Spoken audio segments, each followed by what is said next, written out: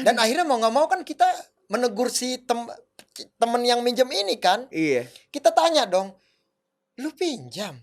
Mau nggak mau kan kita tanya dia, daripada kita yang natar. Nih ini lu minjem. Akhirnya temen ngaku. Lu gila lu, gue bilang kenapa jadi gua yang kena. Ya udah kalau kayak gitu supaya lo kagak diteror lagi, tahu nggak caranya apa? Caranya? Ya lu pinjemin temen lo buat bayar ke sono.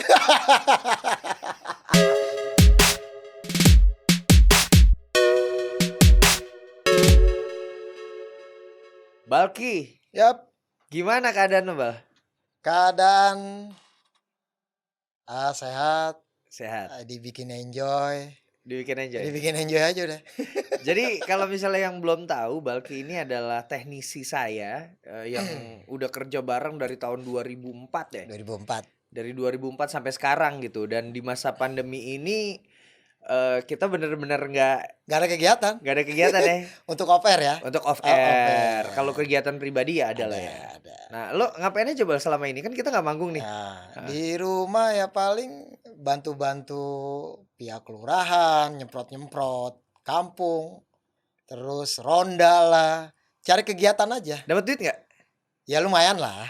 Ada lah, cukup lah. Ada duit, ada sembako. Ada sembako, alhamdulillah. Alhamdulillah. Itu juga kenapa gua Kenapa gua tidak menerima banyak kegiatan sosial dulu nih, Bal? Ya. Gua kan maksudnya ada konser ini, konser itu, konser ini. Kemarin-kemarin kan udah. Ya. Nah, sekarang gua ngerasa gua perlu nyelamatin lingkungan terdekat nih, ya termasuk lo gitu. Jadi ya nggak perlu dibilang lah, tapi pokoknya kalau saya tuh memberikan adalah buat kebutuhan makan sehari-hari lah untuk tim selama ini yang terdekat. Yang penting nyelamatin itu dulu. Tapi so far aman ya, Bal? Aman. Tapi di lingkungan lu gimana, Bal? Ya banyak juga yang susah sih. Banyak yang susah juga. Ya kalau dibilang gue bisa syukur alhamdulillah gitu loh, cukup. Tapi yang di belakang ini kan banyak. Yang di luar ini yang lebih susah dari gua banyak banget. Banyak ya? Banyak banget. Kalau ini banyak kejahatan banget. Gimana, Bal, daerah? Kalau gua kan klaster ya. Ya. Ya walaupun belum tentu aman, tapi keamanannya lebih ketat. Ya ketat lah. Orang nggak bisa sembarangan masuk, pagar-pagar dijagain gitu-gitu. Nah kalau di tempat lo kan bener-bener perkampungan ya. Dia ke perkampungan kan. Gimana Bal perkampungan orang tuh? Bisa akses. Ya waktu dengan adanya pandemi ini, COVID ini kan orang susah. Semua nggak bisa kemana-mana, cari duit. Ada yang di PHK lah, dirumahkan. Ya pemasukan nggak ada, pengeluaran lebih banyak. Apalagi yang udah berkeluarga gitu. Iya. Udah punya anak 2, punya anak 3. Kejahatan lebih gawat lagi, lebih sadis lagi. Belum lama kan kejadian itu deket rumah. Jadi sekarang sistemnya orang tuh udah nekat. Udah saking nggak ada pemasukan. Akhirnya dia nekatnya sekarang dengan cara perampokannya seperti ini. Jadi meterannya itu dari luar dimatiin sama meteran listrik. Oke. Itu dimatiin. Jam 1 jam 2-an. Itu belum lama kemarin terjadi di dekat rumah. Terus si penghuni di dalam rumah itu kan terbangun. Kalau di kamar pakai AC kan otomatis kan mati AC-nya dan panas. Iya, pokoknya mati lah ya. Mati, panas lah. Dia terbangun kan. Wah, mati lampu nih. Dia lihat kan, otomatis dia keluar rumah kan. Dia lihat meteran itu. Ya saat itu keluar itu ya perampok itu udah mulai ngebacok itu. Dibacok. Dan itu lewat, meninggal. Ya ampun, baru dirampok. Iya, baru dirampok, dimasukin rumahnya, yang lain disekep-sekepin. Wah gila, itu teman-teman hati-hati ya, hati-hati. Pokoknya ini adalah modus baru, terutama untuk yang perumahannya tuh bukan ya, di perkampungan lah ya. Itu hati-hati tolong, karena kejahatan udah seperti itu. Ada kasus apa lagi, Bal? Banyak, curanmor, begal, dan tukang rokok sih yang lebih sadis. Tukang rokok. Belum lama juga sebelum kejadian itu. Ya gitu, biasanya kan tukang rokok sekarang itu kan mereka kan 24 jam. Mereka buka biasanya ada istri dan anak sama si bapak itu. Nah belum lama itu kejadian juga. Jadi perampoknya itu mereka masih usia muda semua. Umur 18, 19, 20. Oke. Mereka pura-pura beli dan akhirnya dirampok lah. kemarin sempat kejadian. Warung-warung gitu. Warung-warung itu, rokoknya Aduh. diambil, duit cashnya diambil. Untung anak istrinya selamat. Iya, karena warung itu kan memang jelas-jelas menyediakan kebutuhan gitu ya. Ada semua di Dan situ. nggak ada CCTV-nya. Nggak ada. Masalahnya kalau dia CCTV. mau ngambil ke Alfamart, Ya, Indomart, ada CCTV. Alfamidi, Iya. apaan gitu ada CCTV ya, ngeri dia. Dan kalau itu emang ada, mereka ngerokok ada, semua sembako ada, dan uang cash juga ada biasanya orang-orang kayak gitu. Dan nggak ada berangkas kan orang-orang kayak gitu. Iya, Pasti betul. naruh di tas doang. Mereka tinggal masuk doang kok, orang kios kecil gitu, sekali tempat tidur. Ya hati-hati teman-teman semua yang punya usaha dagang lah ya, Oh itu hati-hati. serem banget, serem. Itu soal kejahatan, Bal. Terus di masa sulit ini, nah gua tuh nerima banyak banget, Bal, DM, WhatsApp gitu ya. Ya lo ngerti lah maksud gue. Iya. Pinjem duit dong. Atau bahkan minta loh. Iya. Orang tuh di DM tuh berani minta karena apa?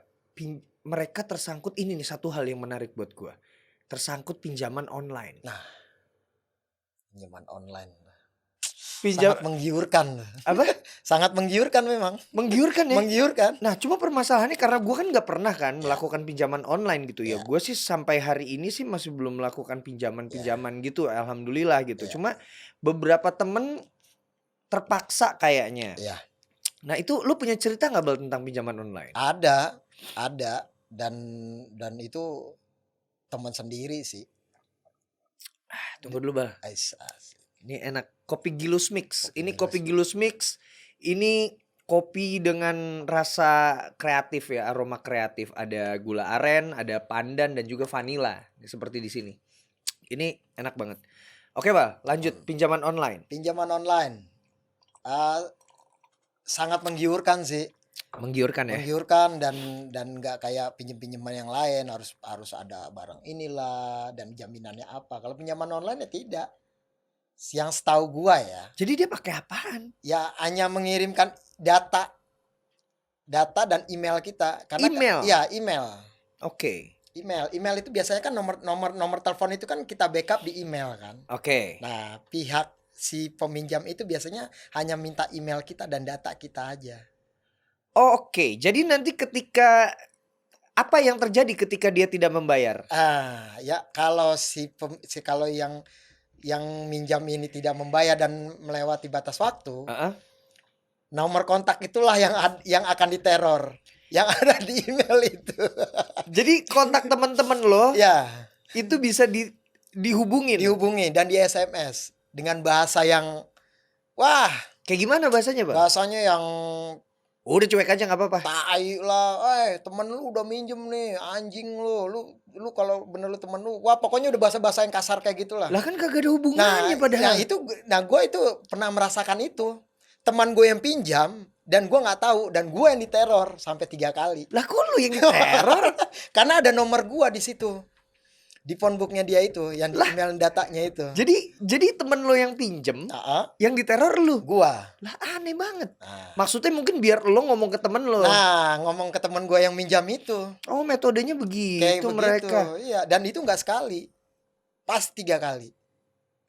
Gila. Dan itu bukan cuma lo doang mungkin. Bukan. Misalnya di situ nomor teleponnya ada 10 orang ya 10-10-nya ya tuh. Ya kalau ada 1.500 ya 1.500 orang itu yang diteror. Itulah gilanya pinjaman online.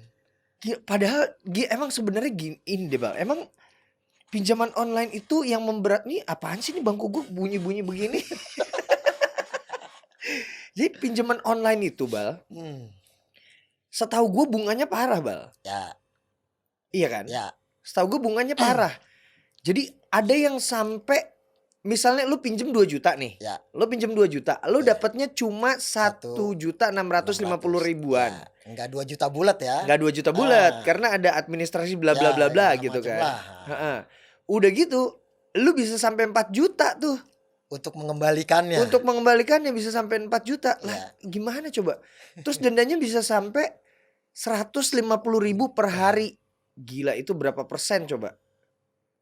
Sadis. Nah, itu permasalahannya gini sih, Bal. Pinjaman-pinjaman online atau fintech itu ilegal. Jadi kegiatan mereka tidak bisa diawasi oleh otoritas jasa keuangan OJK. Jadi sebenarnya ada memang pinjaman online yang legal. Ya. Nah, ketika legal mereka pun tuh punya apa ya? Punya aturan. Ya. Kayak bunga itu nggak boleh lebih dari 0,8% per hari. Ya. Sementara kalau pinjaman online yang ilegal itu bisa 1,5% per hari, bahkan lebih, karena mereka nggak punya aturan, terserah mereka. Gila ya. Punya aturan sendiri aja udah. Cuma kenapa menurut lo orang-orang masih tetap itu, Bal? Kenapa orang-orang masih tetap mau? Nah, itu menarik tuh. Kenapa, Bal? Dengan keadaan sekarang kan. Apalagi dengan keadaan sekarang. Sangat menggiurkan. Orang kagak ada jaminan.